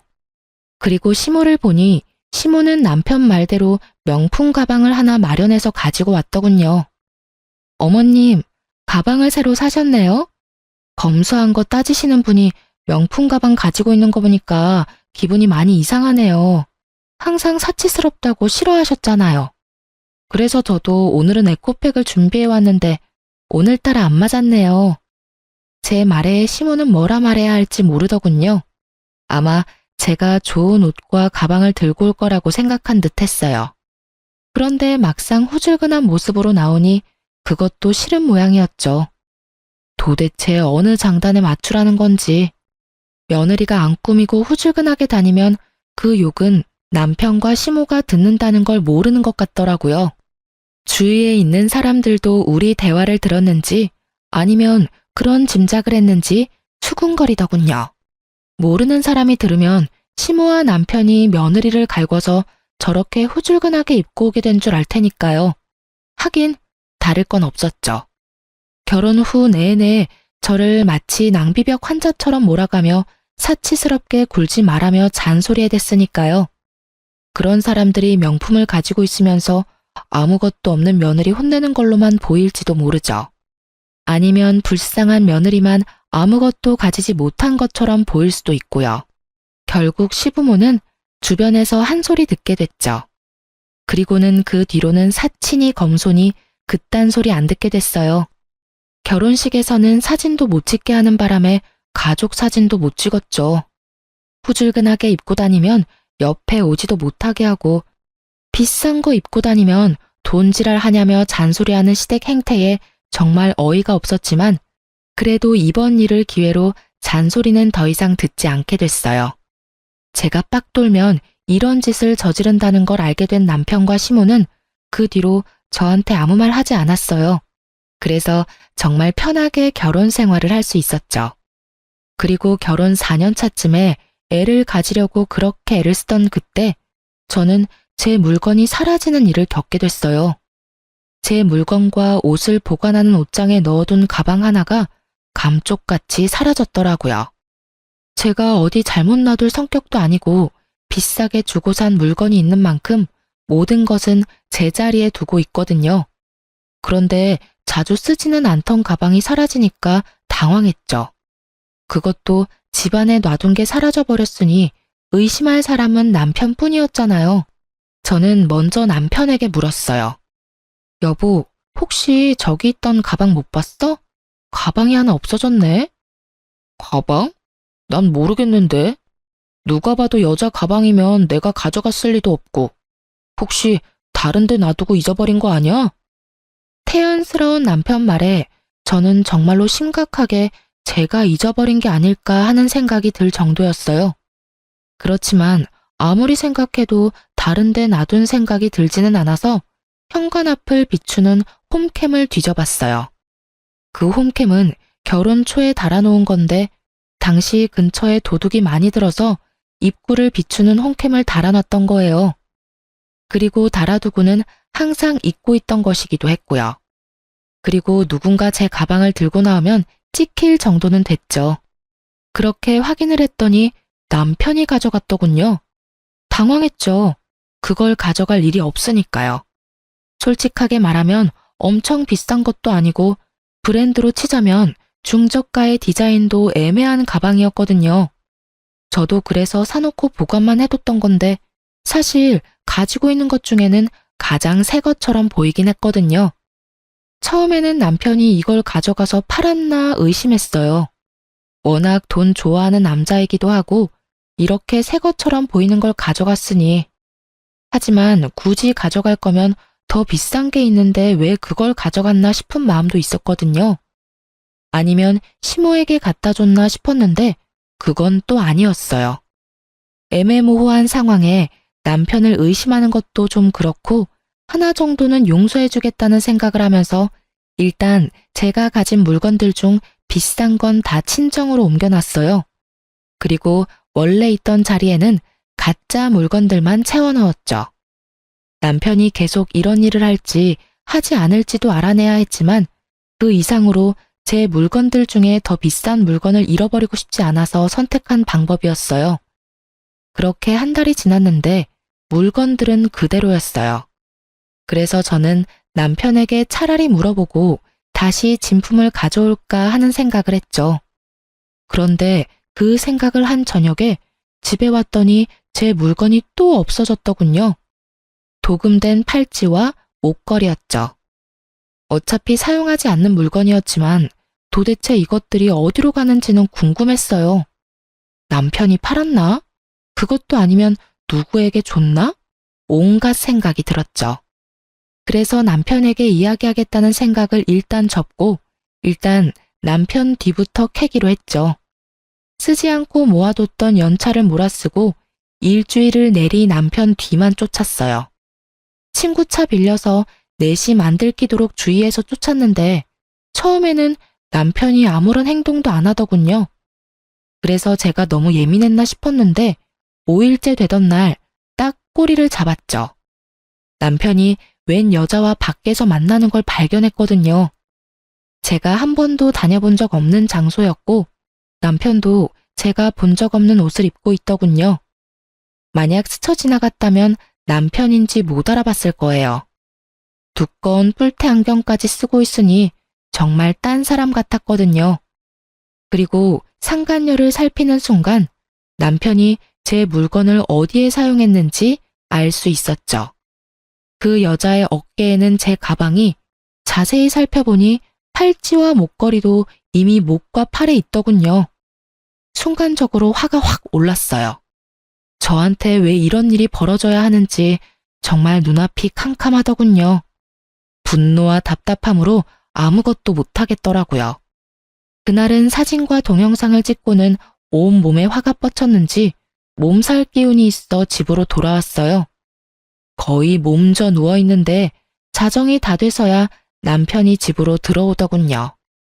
증거를 더 모을 때까지 남편에게 제가 알고 있다는 걸 알리기 싫어서 겨우 말을 꺼냈는데 생각보다 더 뾰족한 목소리가 나와버렸어요. 당신 도대체 어디 있다가 이제 오는 거야? 친구 좀 만나고 왔어. 왜 이렇게 기분이 나빠? 기분이 왜 나쁘냐고? 아픈데 남편이라는 사람이 들어오지도 않고 연락도 안 되니까 짜증난 거지. 어디가 아픈데? 몰라. 결국 제가 더 열받아서 열이 올라서 남편을 내버려두고 방으로 들어와 이불부터 푹 뒤집었었어요. 그런데 남편 놈 마음이 바뀐 게 티가 여기서 나더라고요. 그전에는 제가 아프다고 하면 죽이며 약이며 챙겨주기 바쁘던 남편이 다음 날이 되어도 다다음 날이 되어도 제게 관심 하나 없더군요. 아프냐고 묻지도 않더라고요. 거기서 제 인내심은 뚝 끊어졌죠. 그 여자에게 잠깐 홀릴 수는 있다고 생각해요. 잠시 눈이 갈 수 있지. 그래도 제게 돌아오기만 한다면 받아줄 생각이 있었지만 아예 저는 뒷전이고 그 여자가 우선인 모습을 보니 그리고 그걸 숨길 생각도 못할 정도로 빠져있는 걸 보니 이건 그냥 한순간의 바람이 아닌 것 같더군요. 결국 저도 참지 못하고 남편에게 추궁하기 전에 그 상간녀부터 아작을 내기로 결심했어요. 저는 제일 비싸고 좋은 물건들로 한껏 치장한 뒤에 상간녀를 만나러 갔어요. 사실 그 여자 집과 회사는 이미 파악해 놓은 상태였거든요. 집에서 나오는 상간녀에게 말을 걸었어요. 어딜 그렇게 바쁘게 가요? 저희 남편 만나러 가요? 그렇게 이야기하자 상간녀 얼굴이 확 굳으면서 저를 확인하더군요. 그리고는 제가 걸친 것들을 보고서는 얼굴이 확 일그러지더라고요. 그게 무슨 소린지 다 알고 왔어요. 당신 내 남편이랑 바람 피우는 거. 그래서 언제까지 이 짓 할 거예요? 뭘요? 알고 왔으면 뭐요? 언제까지 이 짓 할 거냐고요? 당연히 오빠가 저한테 마음 있는 동안은 계속되지 않겠어요? 뾰족한 말로 말하는 상간녀는 무척 당당했죠. 저를 보고 무슨 생각이 들었는지는 모르겠지만 굉장히 공격적이고 당당한 모습에 저도 살짝 당황했거든요. 미쳤어? 아가씨, 뭘 모르나 본데 와이프 있는 남자랑 바람 피우면 그건 범죄야. 간통죄는 폐지됐어도 상간녀 소송까지 안 되는 건 아니거든? 나는 당신한테 상간녀 소송 걸 거고 그걸 내 남편이 대신 내줄 거라는 기대는 안 하는 게 좋을 거야. 그러니까 이만하고 남의 남편한테 손 떼. 내가 왜요? 우리 사이 방해하는 건 아줌마죠. 어디가 얼마나 못났으면 남편한테 사랑조차 못 받고 버림받았으면 여기가 어디라고 당당하게 따지러 와요? 다 당신이 못나서 생긴 일인데 저한테 따지지 말고 당신 남편한테 따지세요. 헤어진다고 하면 헤어지고 아니라면 아닌 거죠. 오빠가 저를 바라는 동안에는 저도 오빠 만날 거예요. 그리고 오빠가 저를 생각하는 마음이 생각보다 크거든요. 제가 오빠에게 이혼해달라고 하면 당장 해줄 사람이라고요. 기세가 등등하다는 말이 이런 말이겠죠. 본처를 앞에 두고도 상간녀가 저렇게 당당한 건 세상이 말세라서 그런 걸까요? 아니면 전연이 그런 싸가지 없는 년이라서 그런 걸까요? 정말 오만 가지 생각이 오갔어요. 그래서 상간녀에게 말해줬죠. 아주 기세가 등등하네. 남의 남자 꼬셔서 나쁜 짓 하고 있는 주제에 뭐가 그렇게 당당해? 그리고 알고 있는지 모르겠지만 우리 남편이 너한테 준 물건 있지? 지금 착용하고 있는 팔찌랑 목걸이 그리고 가방. 그거 싹 다 내 물건이고 나는 도난당한 물건 찾다가 남편 바람까지 찾게 됐어. 그리고 하나 말해두는데 네가 받은 물건들은 다 짝퉁이야. 그 남자가 준 거 싹 다. 그리고 너도 짝퉁이고. 죄송하다고 빌어도 모자랄 판에 뭐? 지금 이판사판이다 이거지? 이렇게 되면 나도 못 참아. 너랑 우리 남편 둘이 잘 되는 꼴 내가 가만 보고 있을 줄 알고? 너희들 있는 곳곳마다 쫓아다니면서 불륜이라고 소문내줄게. 어디서도 환영받지 못하도록 해줄 자신 있으니까 원하면 붙어봐. 명예훼손? 나는 그딴 거 안 무서워. 왜 내가 무서워해야 해? 잘못은 너희들이 지었잖아. 제 말에 상간녀가 얼굴이 벌겋게 달아올랐더군요. 이제 와서 새삼스레 부끄럽다는 감정을 느낀 건 아닐 테고 아마 나름대로 화가 났나 보더라고요. 저한테 그런 소리 듣는 게 짜증났을 수도 있죠. 그렇게 상간녀 입 닥치게 만들어 놓고 집에 돌아왔는데 그날 남편이 상간녀에게 무슨 소리를 들었는지 폭탄 선언을 하더군요. 우리 이혼하자. 더 이상 당신이랑 같이 못 살겠어. 그것도 시댁에서 시어른들 다 있는 곳에서 말이죠. 갑자기 무슨 소리야? 저는 시치미를 뚝 뗐어요. 남편이 시부모 눈치를 보더니 그러더군요. 모르는 척 하지 마. 다 알고 있잖아. 이야기 다 들었어. 그 사람하고 한바탕 했다면서? 그 말에 반문한 건 제가 아니라 시부모였어요. 무슨 말이야? 너희가 이혼이라니? 그렇게 됐어요, 어머니. 이 사람 사치가 너무 심하고 저랑 성격도 안 맞는 것 같아서 이혼하고 싶어요. 두 분도 이 사람 그렇게 편하게 생각하지 않았잖아요. 집에 있으면 돈을 너무 많이 써서 같이 살기 불안할 정도예요. 기도 안 찼어요. 누가 돈을 많이 썼다고 저러는지. 게다가 실제 이혼 원인이 그게 아님에도 그걸로 밀어붙이려는 남편을 보니 구토가 나올 정도였죠. 성격? 사치? 그거 말고 다른 이유 있잖아. 당신 나 몰래 다른 여자 있는 거 왜 말씀 안 드려? 이야기할 생각이었어. 그리고 곧 있으면 그 사람도 도착할 거고. 남편의 이 말에 정말 놀랐어요. 지금 이 자리에 상간녀를 불렀다니 너무 어이없었죠. 당신 지금 나한테 시위하는 거야? 상간녀를 왜 이 자리에 불러? 그리고 이혼 내가 해줄지 안 해줄지 어떻게 될지 알고 상간녀부터 부르는 거야? 당신이 이혼 안 해줘도 나는 이혼할 거야. 그 여자랑 이미 약속했어. 당신이랑은 정말 다른 여자야. 여리고 착하고 얼마나 검소한데. 그래서 마누라 물건 훔쳐다가 상간녀한테 선물로 줬어? 그래. 너는 검소해서 다른 사람 물건 도둑질해서 다른 여자한테 선물해줬어? 미친 소리도 작작 해야지. 아무리 짠돌이 쫌생이라도 정도가 있는 법이야. 제 말이 끝나기가 무섭게 상간녀가 시댁에 찾아왔어요. 아주 시부모가 좋아하는 모습을 하고 말이죠. 남편에게 미리 언지를 들었나 보더라고요. 수수한 투피스에 눈에 띄지 않는 패션으로 이곳까지 왔더군요. 그 모습에 시부모도 유심히 그 여자를 보더니 이내 흡족해하는 모습이더군요.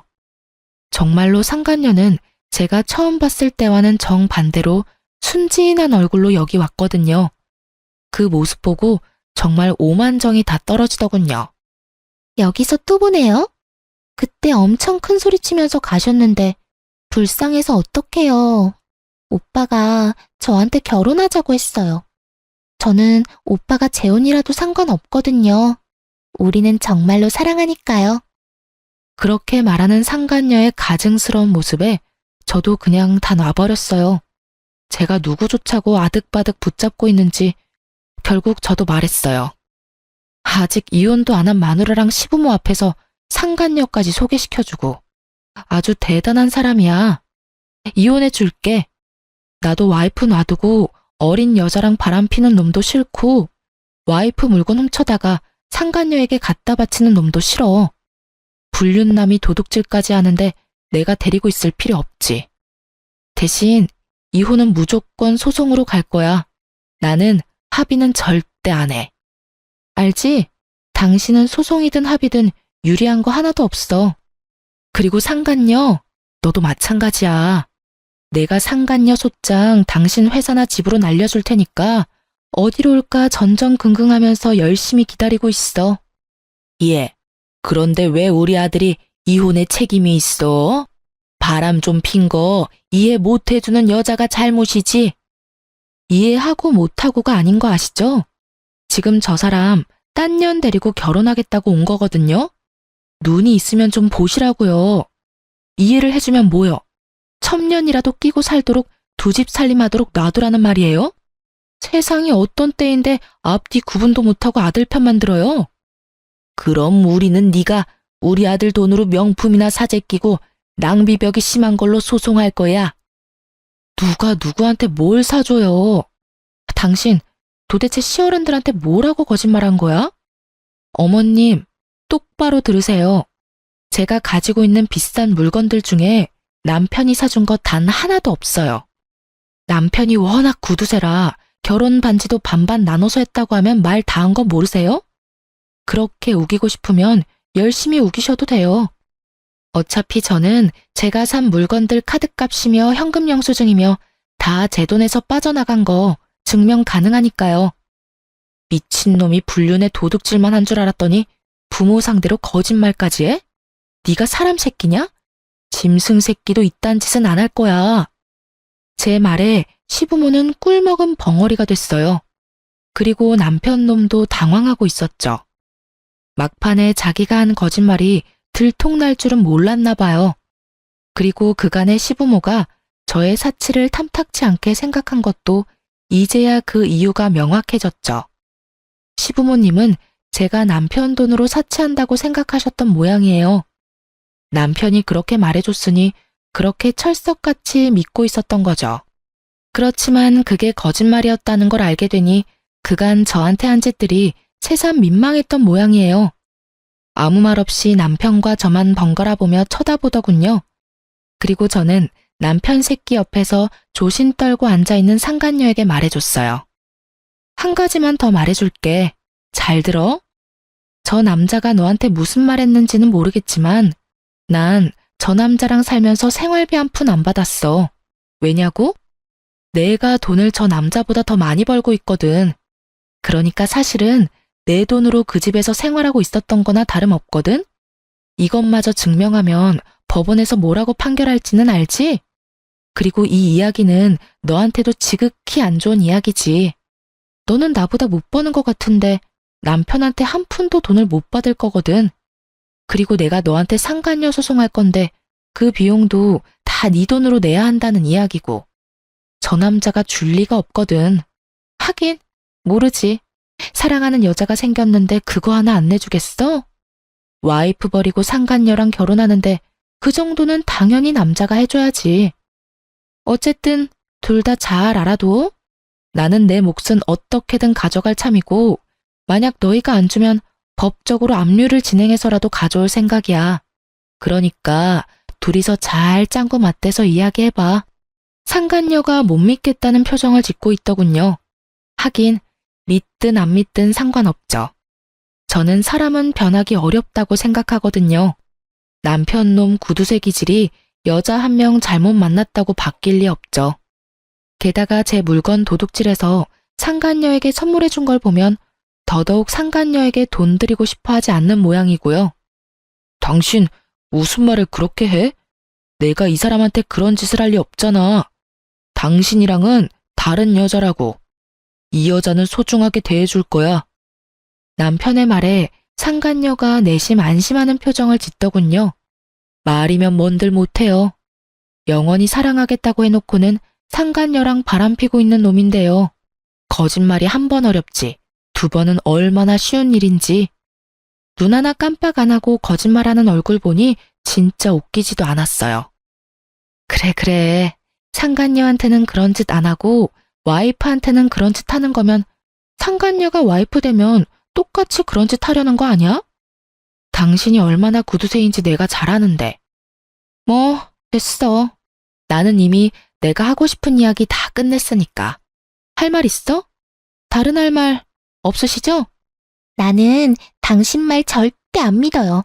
오빠랑 헤어지기 전에 나랑 오빠 사이 이간질하려고 그런 거짓말하는 거 내가 모를 줄 알고? 졌으면 진 사람답게 꼬리 말고 도망이나 치라고요. 여기서 초치지 말고. 저는 바락바락 우기는 상간녀를 보며 한숨을 푹 쉬었어요. 말해줘도 모르는 저 멍청한 년에게 뭐라고 이야기해야 좋을지 모르겠더군요. 그래, 내가 이렇게 친절하게 설명해줬는데도 못 알아듣겠다 이거지? 뭐, 괜찮아. 머리가 나쁘면 몸이 조금만 더 고생하면 되지. 잘 봐. 불륜남, 도둑놈, 거짓말쟁이인 저 남자가 네가 데려갈 물건의 실체야. 예쁘고 행복하게 살아. 남의 남자 뺏은 더러운 년아. 제 막말에 상간녀 얼굴이 빨개지더군요. 저는 상간녀 앞에 있던 시모에게도 한마디 했어요. 어머님, 모르는 것도 죄라고 여태껏 자식이 저런 놈인지도 모르고 믿었던 거 생각하니 참 민망하시죠? 여태껏 저한테 빌부터 산 게 바로 당신 자식이세요. 그리고 오늘부로 반납할 테니까 앞으로는 더 이상 만나고 싶지 않네요. 뭐, 며느리 그렇게 마음에 들어하지 않았는데 마음에 쏙 드는 여자가 와서 다행이죠. 저보다 돈을 훨씬 덜 벌어도 남편 내조만 잘하면야 걱정할 거 하나도 없겠네요. 잘 지내세요. 잠깐만 기다려봐라. 너 정말로 그 물건들 우리 아들 돈으로 산 거 아니니? 네, 제가 돈을 더 잘 버는데 제가 왜 그걸 사달라고 해요? 남편은 알아서 자기 돈 자기가 쓰고 있고 저희는 경제권 합치지도 않았거든요. 그런데 제가 산 물건을 자기가 사준 것처럼 말하니 어이가 없잖아요. 1,000만 원 넘는 물건을 남한테 사달라고 하는 것도 웃기고. 내 능력만 되면 내가 사는 게 맞는 거고요. 그러면 네 월급이 아들 월급보다 훨씬 많다는 게 진짜로 사실이야? 그게 알고 싶으세요? 남편이랑 저는 직군도 다르고 직위도 달라요. 저는 남편보다 적어도 100만 원은 더 벌어요. 그러니까 제가 남편한테 사달라고 할 일도 없고요. 못하면 월급 명세서 보여드려요? 제가 메일로 온 월급 명세서를 보여주고 나서야 시모는 제게 아무 말도 안 하더군요. 그리고 제 월급 명세서를 본 상간녀는 눈에 띄게 불안해지기 시작했고요. 뭐, 딱 보니 제 말이 사실인 것 같아서 초조한 거겠죠. 상간녀가 이런 초강수를 둔 건 아마 제가 비싼 물건으로 치장하고 간 탓이 큰 것 같았거든요. 명품을 걸친 제 모습에서 자신의 미래를 본 거겠죠. 뭐, 돈의 출처가 아예 달라서 그런 미래는 없겠지만요. 서서히 밝혀지는 진실이 자기 생각과는 전혀 다른 방향이라는 걸 깨닫고 당황한 것처럼 보이기도 했어요. 당신도 월급 명세서 보여드려. 그래야 마지막 의문이라도 풀리실 거 아냐? 당신이 나를 이날 이때까지 남편 돈으로 사치나 부리는 여자로 만들어놨는데 마지막 오해는 풀도록 만들어드려야지. 그래야 어른들도 내가 왜 이렇게 발악하는지 잘 알겠지? 제 말에도 남편은 별 반응 없더군요. 시부모는 이미 남편 월급 수준을 아는 모양이었고 상간녀도 그런 모양이었어요. 상간녀는 남편이 아무것도 부정하지 않자 더 당황한 모습이었죠.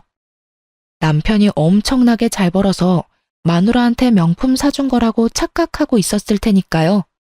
정작 그 남편 새끼가 결혼 반지마저 반띵하는 완전 쫌생이 대장이었다는 걸 깨닫고 나니 지금 이 자리에 잘못 온 건 아닐지 걱정하고 있는 것 같았어요. 와이프에게 돈을 쓰기는커녕 와이프 물건 훔쳐다가 상간녀에게 선물하는 쓰레기가 자신이 빼앗은 남자라는 게 믿기지 않는 것처럼 보이기도 했죠. 저는 상간녀를 아래 위로 쳐다보며 친절하게 말해줬어요. 이 정도로 검소한 사람이면 다행이네요. 이 사람이 엄청난 구두쇠의 쫌생이거든요. 돈 한 푼 건드리는 것도 벌벌 떠는 남자 옆에서 잘 살아요. 그리고 고마워요. 이런 남자 데리고 가줘서요. 이번 기회 아니었으면 평생을 고생했을 테니까요. 당신한텐 엄청 화내긴 했지만 가만히 생각해보면 당신이 저 남자 데려가줘서 제가 자유의 몸이 되는 거니까 그것만큼은 고맙다고 생각해요. 그럼 잘 살아보세요. 그렇게 저는 시댁에서 나왔어요. 정말 속이 어찌나 시원하던지. 남편 놈의 행동을 모조리 알려주고 나니 진짜 마음이 너무 편했어요.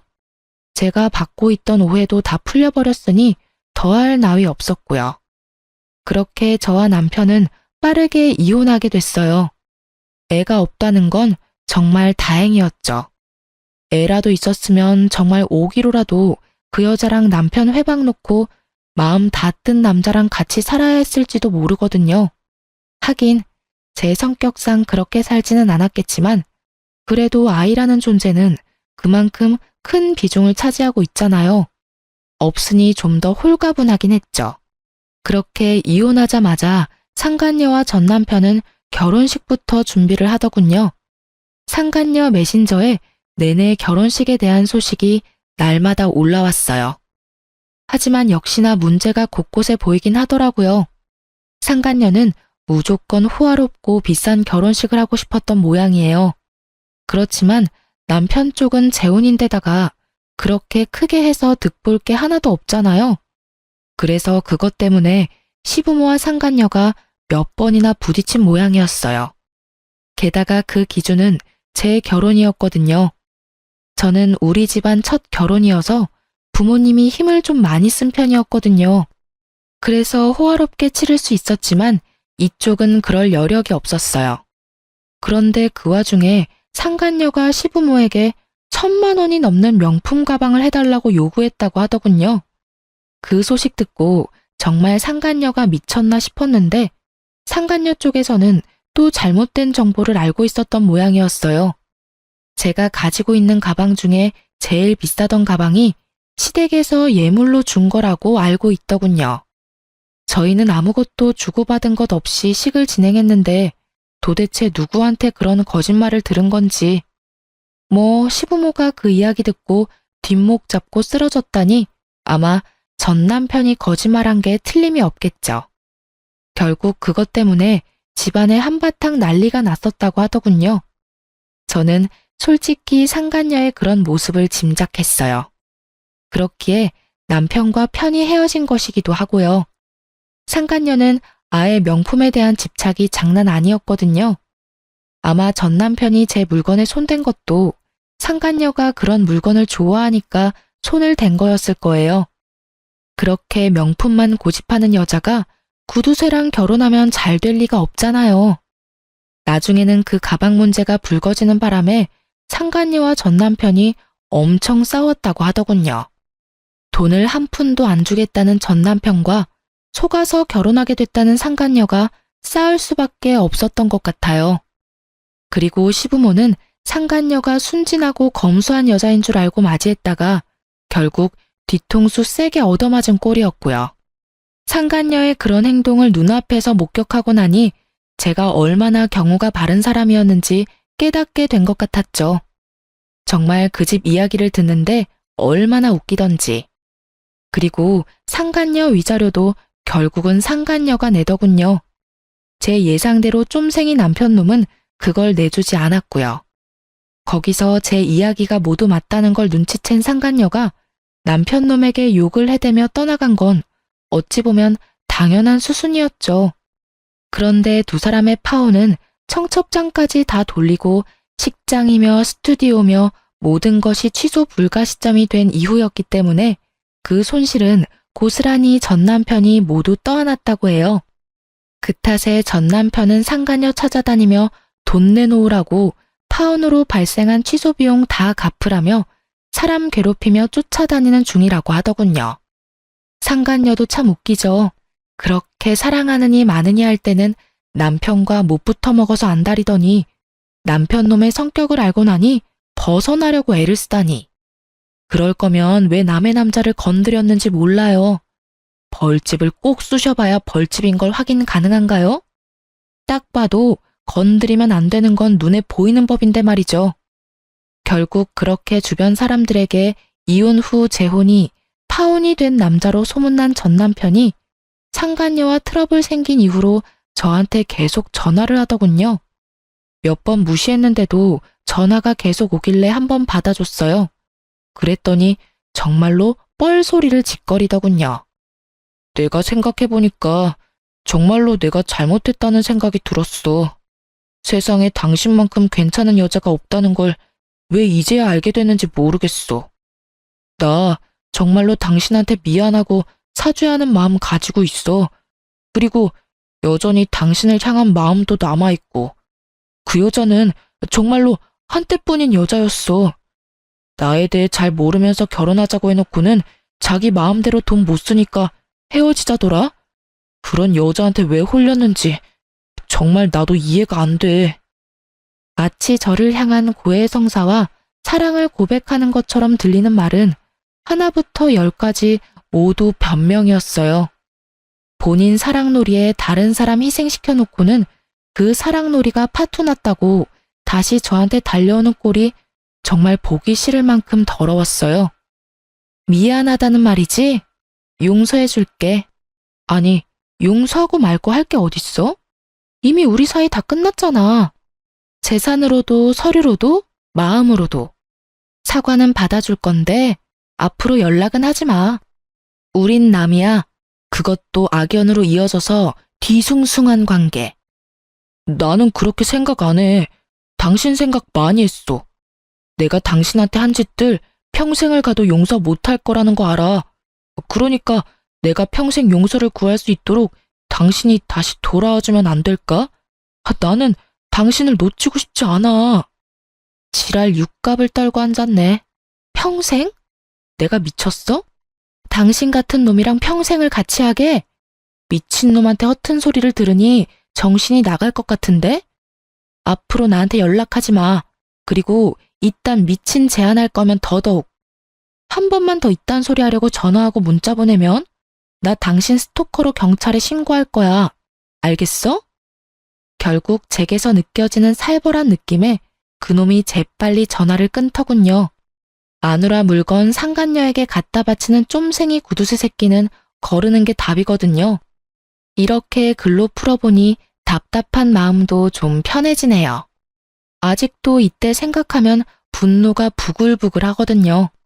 있고 안 있고의 문제가 아니잖아요. 제 인생의 하나뿐인 결혼을 망친 놈인데. 쉽게 용서하는 것도 힘들고 잊는 것도 힘든 일이죠. 그렇지만 이번 사연글을 쓰고 나서는 조금씩 지워보려고 노력할 거예요. 이런 일에 질질 끌려다니는 것도 성질에 안 맞고 전 남편을 그냥 없던 사람으로 만들고 싶은 기분이거든요. 그렇게 조금씩 잊혀졌으면 좋겠다는 심정으로 글을 썼어요. 읽어주신 분들에게 감사의 마음을 전합니다.